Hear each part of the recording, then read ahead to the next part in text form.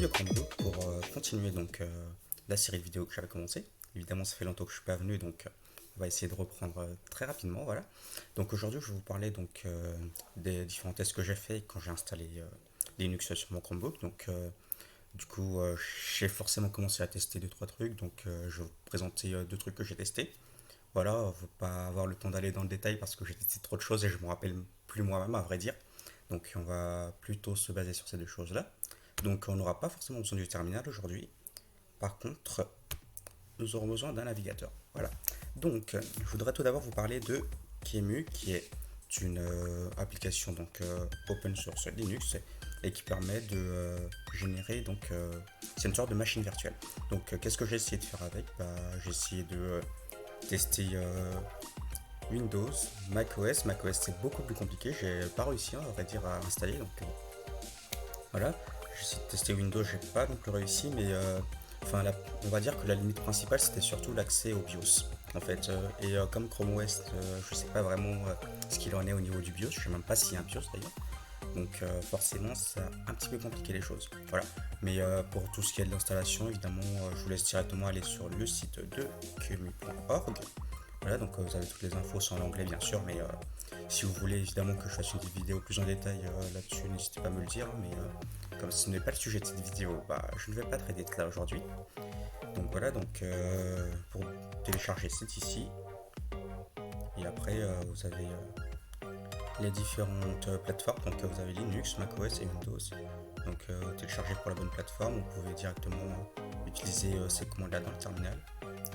Enfin voilà, donc vous avez tout ici, je vous laisserai aller voir vous-même si vous voulez tester, mais je vous avoue que j'ai pas réussi, en tout cas j'ai essayé d'aller le plus loin possible, donc je pourrais essayer de refaire les étapes, si je me rappelle un jour, mais sinon, si vous arrivez vous-même à trouver la solution, j'avoue que je serais assez curieux de savoir comment ça marche, voilà. Donc ça c'était la première. Le premier test que j'avais fait, voilà, et le deuxième test que j'avais fait, donc c'était Windows 95. Alors bon, ça c'est vraiment pour ceux qui aiment tester, hein, sinon, enfin, ça sert pas forcément à grand chose, on va dire, mais c'est pour ceux qui aiment tester, voilà, donc Windows 95, qui est vraiment une version très très ancienne de Windows, hein, voilà, on va dire que c'est un dinosaure dans l'évolution de Windows, mais ça c'est bien, voilà, donc j'avais essayé de l'installer du coup avec les commandes qui se trouvaient sur cette page normalement. Donc sinon, si je me souviens même de la commande, c'était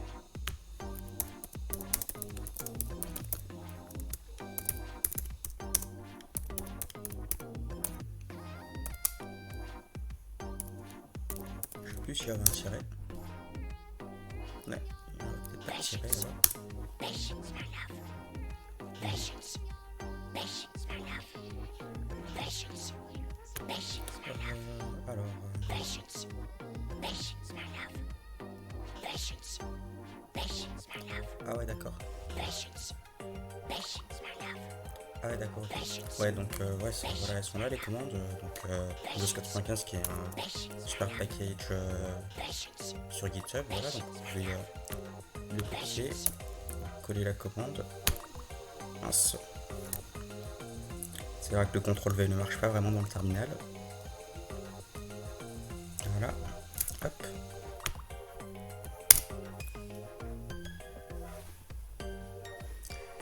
Enfin voilà, donc là je télécharge, je vous montrerai comment ça fonctionne plus en détail, mais pour le moment, on laisse le téléchargement se terminer. Voilà, c'est fait. Ensuite, vous pouvez revenir sur la page. Vraiment, vous copiez juste les commandes qui sont indiquées, hein. La plupart du temps, vous aurez les commandes indiquées. Si vous ne les trouvez pas, c'est un petit peu plus compliqué, j'avoue. Parce que je n'aurais pas pu me souvenir de comment réinstaller ça.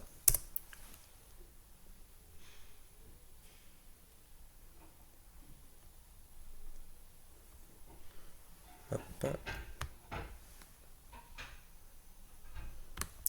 Et oui, justement, c'est bien ça le problème. Donc, quand je vous disais avec les tests, c'est que vous pouvez avoir des problèmes de dépendance avec Windows 95. Donc, bon, c'est un problème qui peut arriver, hein, qui devrait arriver d'ailleurs.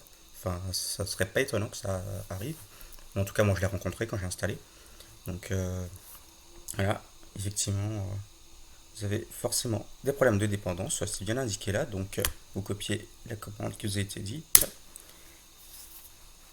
Voilà, donc le "-F" en fait c'est pour fixe, donc sudo apt install F, "-F" pour fixe, pour réparer en gros la dépendance, enfin voilà. Donc on continue.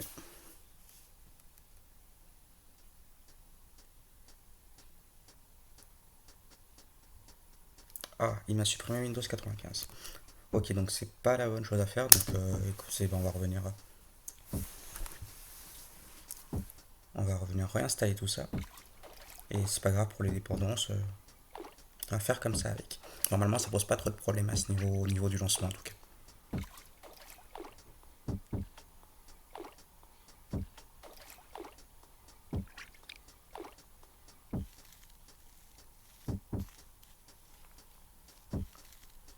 Ok, donc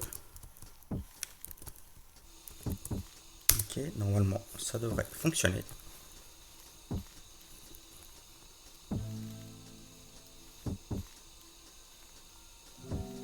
Voilà, et donc vous avez ça. Donc bon, c'est vraiment une sorte de machine virtuelle, hein.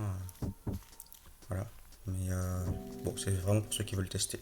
Bon, j'avoue que, comme vous voyez, les performances ne sont pas très optimales, hein, malheureusement. Forcément, ça complique légèrement les choses. Mais voilà, donc sinon, avec un bon CPU, normalement, ça le fait. Et voilà. Enfin bon. Voilà, donc genre de petits tests assez sympas à faire. Vous appuyez sur échappe pour récupérer votre souris. Et après, vous pouvez fermer. Voilà. Donc vraiment, bon, comme c'est une machine virtuelle et que Chrome OS n'est pas très puissant, forcément, bah, ça se ressent. Et voilà. Donc pour désinstaller, évidemment, bah, c'est pas très compliqué. Bah, vous recopiez juste la commande là. Du coup, ça va le désinstaller tout seul, bah, apparemment. Et voilà, voilà. Donc c'est sur ce que je vais terminer la vidéo. Voilà, donc c'était tout pour les tests. Si vous voulez évidemment en savoir plus, bah, je vous laisse aller installer vous-même. Je vous ai présenté toutes les deux ressources. Voilà, donc je vais peut-être revenir sur le lien de Windows 95. Voilà, donc c'est sur le blog des linux.net. Vous allez voir la rubrique Windows 95, enfin le lien est là. Et je les laisserai certainement en description aussi, donc n'hésitez pas à aller voir. Voilà, c'est tout, c'est tout. Donc je vous remercie d'avoir suivi et puis on se retrouve pour une prochaine vidéo.